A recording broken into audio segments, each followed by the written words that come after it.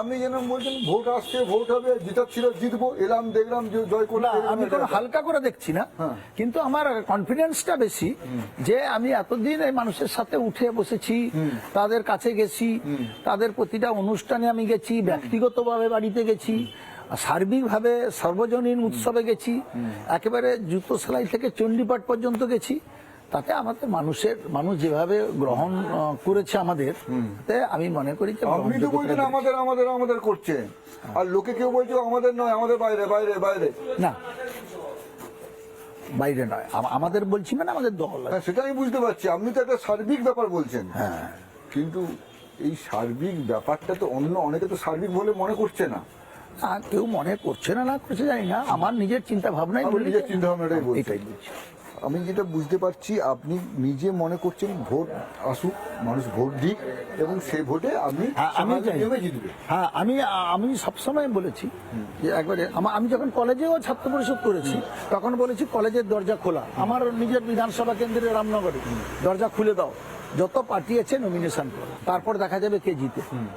সোমেন্দু অধিকারী MP হয়ে একটা আমার এলাকায় সমবায় সমিতিতে নমিনেশন করার লোক পাইনি, ও নিজে গেছিল। ও এমপি হওয়ার পরে আমার নিজের এলাকায় ছিল, আমি কোনো গণ্ডগোল, পুলিশ ছিল, আমি ছিলাম না, বল না কাউকে বাধা দেওয়া চলবে না, যে চলবে আমি লড়াই করে জিতে এলে সন্তুষ্টি। ছাপ্পা মেরে জেতাটা নকল করে পাস করাটা আমি পছন্দ করি না। আপনি তো একেবারে মানে সাদা খাতা, মানে বইয়ের পাতা খুলে খেলছেন। বইয়ের পাতা খুলে খেলছি যে তোমরা এসো, লড়াই করো, দেখো কে মানুষ কাকে পছন্দ করে। নমিনেশন ওই সমবায় সমিতিতে নমিনেশন করার লোক পায়নি। 52টা সিটে 20 জন জোগাড় করেছিল, 20 জন লজ্জায় আর ভয়ে আসেনি, লজ্জায় আসেনি, তাতে ওরা নমিনেশনই করতে পারেনি। তো সেই অবস্থাতে আমাদের কলেজও তাই, গেট খোলা থাকে। যখন নির্বাচন হয়েছিল, অনেকদিন নির্বাচন হয়নি, কিন্তু যাতে যখন নির্বাচন হয়েছিল তাহলে গেট খুলে দাও, সবাই নমিনেশন করো, এবার ছাত্রছাত্রীরা কাকে পছন্দ করবে। সৌমেন্দুর বিয়েতে গিয়েছিলেন? সেটা একেবারে বাদ, একেবারে বাদ, পারিবারিক অনুষ্ঠানও বাদ। এখন পারিবারিক অনুষ্ঠানে গেলে সেইটা নিয়ে আমাদের দলের মধ্যে আবার অনেক বলবে তাদের সঙ্গে সম্পর্ক আছে, এসে অনেক রকম করে, আমরা বাদ দিয়েছি। তো আপনি মানে মানে এমনি লোকের বাড়িতে যান, মানে নিমন্ত্রণ যান? বিয়ে বাড়ি কালকে তো করে এলাম। হ্যাঁ, কালকে করে এলাম। আমি কোনো অন্নপ্রাশন থেকে বিয়ে বাড়ি পর্যন্ত আমি সব অনুষ্ঠানে যতটা পারি অ্যাটেন্ড করি, যাই। আচ্ছা, এই যে আমি একটা কথা বলছি, আপনি আমার সঙ্গে একটা কথা হচ্ছিল বা যেটা আলোচনা করছিলাম, দ্রৌপদী মুর্মুর সঙ্গে পার্সোনালি কখনো কথা হয়েছে বা দেখা করেছেন বা যাচ্ছেন নিজে বা যাওয়ার চেষ্টা করেছেন? না, যাওয়ার চেষ্টা করি, সেখানে যেতে পারবো কিনা, করতে পারবো কিনা। আপনি চিঠি লিখতে পারতেন একটা? সেটা বা লেখা হয়নি, কিন্তু সোশ্যাল মিডিয়াতে ক্ষমা টমা চেয়েছি, কিন্তু সেটা চিঠি লিখতে পারতাম, কিন্তু চিঠিটা লেখা হয়নি। আপনার সঙ্গে কথা বলে যেটা মনে হচ্ছে আপনি অন্তর থেকে দুঃখিত।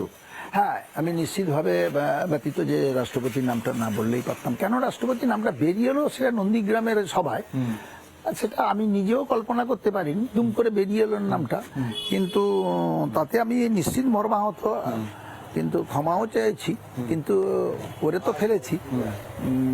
তাতে চিঠিটা লিখলেই হয়তো ভালো হতো, কিন্তু চিঠিটা যখন মুখ্যমন্ত্রী ক্ষমা চেয়ে নিল, তখন আর চিঠিটা লেখার ক্ষেত্রে বুঝতে পারছি অতটা বেশি, মানে আপনি সেই মানে আমি যেটা বুঝতে পারছি, আপনি ওই এত TV media, Facebook, social media এইসবগুলো অত মানে অত হয় না, যেটা হয় মানে আপনি যেমন ছিলেন একটা সময়, একটা নির্দিষ্ট সময়ের ইতিহাসকে ধরে রেখেছেন নিজের কাছে।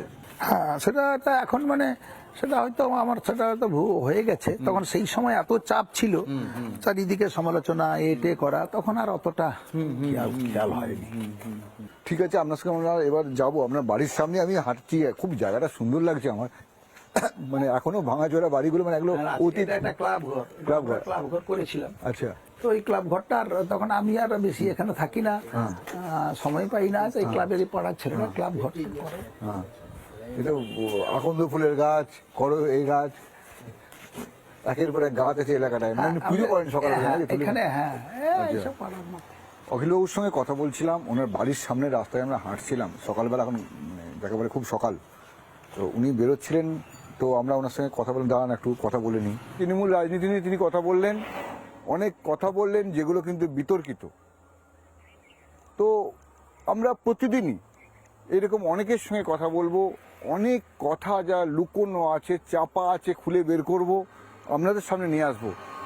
নানা ধরনের কন্টেন্ট দেখার জন্য লাইক করুন, শেয়ার করুন আমাদের ফেসবুক পেজ, সাবস্ক্রাইব করুন আমাদের ইউটিউব চ্যানেল। পাশাপাশি অন্যান্য ব্রেকিং নিউজের জন্য অবশ্যই চোখ রাখুন রিপাবলিক বাংলায়।